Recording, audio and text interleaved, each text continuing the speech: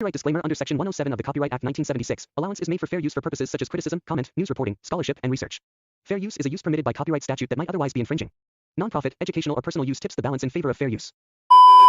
নমস্কার বন্ধুগণ, কেমন আছেন সবাই? চলে আসছে আবার নতুন একটি ইন্টারেস্টিং ব্র্যান্ড নিউ ভিডিও নিয়ে। আশা করি তোমাদেরকে নতুন করে কিছু বলতে হবে না যে আজকে ভিডিওটা কাকে নিয়ে হতে চলেছে।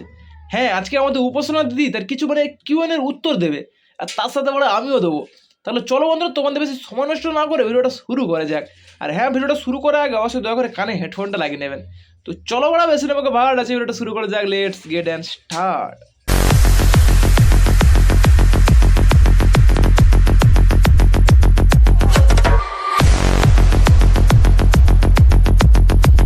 তোমার চেয়ে সৌনকের গুলো এত বড় কেন দিদি? এসব কেমন প্রশ্ন ভাই? প্রশ্ন খুঁজে পেলি না মোরা? যে যেমন মাল তাকে তেমন প্রশ্ন করেছিস, ঠিকই আছে, বাট তাহলে মোরা এইসব প্রশ্ন।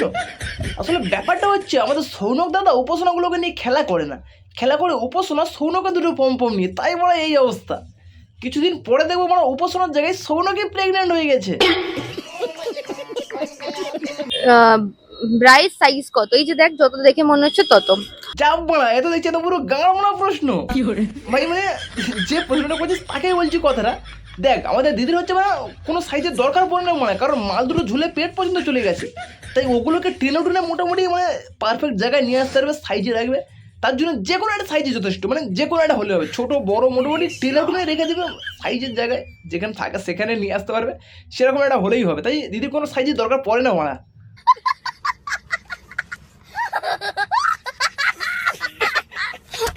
আচ্ছা, বিএফ এর সঙ্গে কতবার ওও গেছে? ও ভাই, একবারও যায়নি। আমাদের ওও যাওয়ার কি দাঁড়ানো? হ্যাঁ ওতে যাওয়ার কি দরকার? যখন ঘরের আনাচে কানাচে জল জঙ্গলে সব কিছু হয়ে যাচ্ছে, তখন শুধু টাকা খরচ করে ওতে কি গান মারতে যাবে? আর তাছাড়া সব থেকে বড় কথা হচ্ছে, দুজনে যখন একই রুমের মধ্যে আছে, তখন কি আর কিছু করতে বাকি রেখেছে আমাদের পম্পমওয়ালা দাদা সোনা? তোমার এজ কত? আমার এজ 23।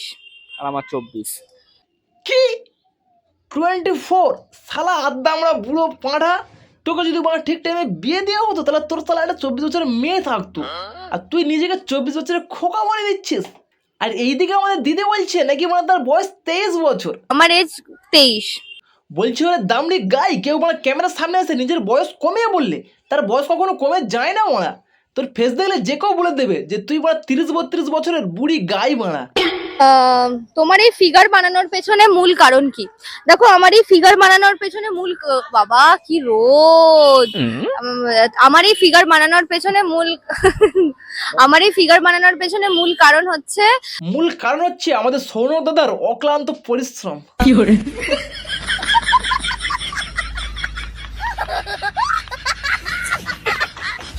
তো অনেকেই বলেছে রান্না করতে পারো না, তুমি কি করে পারবে? তোমার মধ্যে তো কোনো লক্ষ্মীমন্ত নেচার নেই। দেখো, আমি মনে করি লক্ষ্মীমন্ত হতে গেলে শুধুমাত্র রান্না বান্না, বাসন মাজা, ঘর মোছা, এই স্কিলগুলো থাকলেই লক্ষ্মীমন্ত হওয়া যায় না।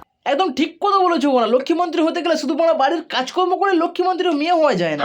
লক্ষ্মীমন্ত্রী হতে গেলে আমাদের দিদির মতো নিজের শরীর থেকে একটু ভিডিও বানাতে হবে, শরীর থেকে ব্যবসা করতে হবে, বারোজনের কাছ থেকে শুয়ে আসতে হবে, নিজেকে বড় ভাতারি প্রমাণ করতে হবে, তারপরে তুমি লক্ষ্মীমন্ত্রী হবে। কিছু খ্যাকে শিয়ালের মতো পরজীবী মামুনি, যারা বরের পয়সায় শুধুই বসে খায়, নিজেরা 1%ও কন্ট্রিবিউট করে না, তারা আমার লুকসটাকে খারাপ বলবে, বিকজ তারা তাদের বরের মর্জির বাইরে একটা ব্লাউজও কিনতে পারে না। কারণ তারা তোমার মতো নিজের শরীর থেকে দেহ ব্যবসা করে না, তারা তাদের বরের মর্জির বাইরে গিয়ে কোনো কাজ করে না, কারণ তারা তাদের বরকে নিয়ে সুখে শান্তিতে থাকতে চায়, কোনো ঝুট ঝামেলা চায় না। তারা তোমার মতন 12 ভাতারি নয় যে একটা ভাতা ছেড়ে আর একটা ভাতা ধরবে।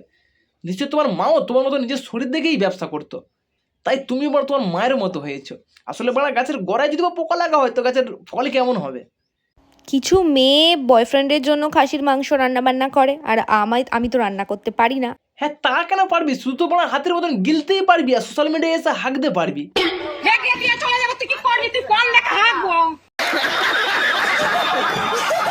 বিয়ে বাড়িতে এসে আজকে কিস ডে, তো আমরা কিস করতে চলে এসেছি কেবিনে। বিয়ে বাড়িতে গিয়ে ওদের সেক্স একদম পুরো মাথায় উঠে আছে। বিয়ে হচ্ছে অন্য কারো, আর লাগানো প্ল্যান করছে অন্য কেউ।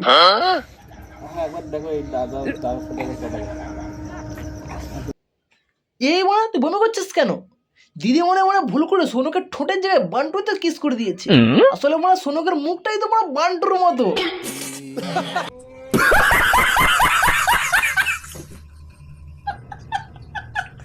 ছুটি নিয়ে শোনো নেয় শোনো, সবকিছু। একটা কথা বলি, ও কিন্তু বিয়ে বাড়িতে যেত না, ওর মা কিন্তু জাস্ট আজকে হসপিটাল থেকে বাড়ি এলো। একটা ছেলে কতখানি লোভী হতে পারলে শুধুমাত্র হচ্ছে ওই খাসি খাওয়ার লোভে, কোনো লোভে না, হাট। খাসি খাওয়ার লোভে ও বিয়ে বাড়ি যেতে ভিডিও চাইছে। বানা তোদের মতো নির্লজ্জ আর দুটো কোথাও পাওয়া যাবে না। মানে আমার মা হসপিটালে ভর্তি, তাকে সেখানে রেখে দিয়ে খাসির মাংস গিলতে যাচ্ছে।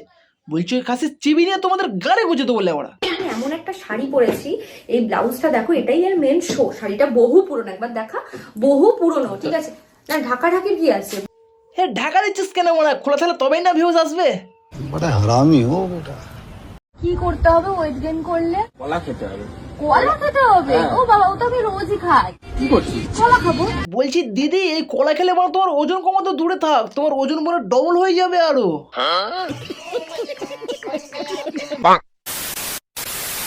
তো যাই হোক বন্ধুরা, আজকে ভিডিওটা এই পর্যন্ত ছিল। ভিডিওটা তোমাদের কেমন লেগেছে অবশ্যই কমেন্ট করে জানাবে। আর যদি আমার চ্যানেলে নতুন হয়ে থাকো তাহলে অবশ্যই চ্যানেলটা সাবস্ক্রাইব করে নিও আর পাশে থাকা বেল আইকনটাকে প্রেস করে দিও। দেখা হচ্ছে আবার নতুন একটি ভিডিওতে, ততক্ষণের জন্য বাই।